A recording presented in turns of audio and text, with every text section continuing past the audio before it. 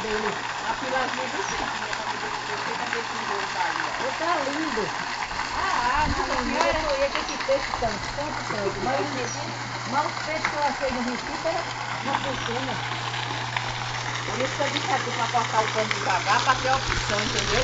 Se tivesse cortado no tamanho que você cortou, ia ficar no chão. Mas é melhor cortar devagar pra ir vendo, né? Ele no ar. Não é bom colar ele, não. E mesmo que colar ele, ele vai estragar a beira da piscina, tá entendendo? A ele fica no ar e a beira da piscina fica ali. E é bom deixar umas coisas fáceis, porque qualquer defeito que der, Quebra. aí quebra e ajeita. Agora tem um negócio, esse tratamento básico é melhor, porque para menino não esbarruar o outro não quebrar o pano, tá? Aí não tem, tem que estar apoiado, né?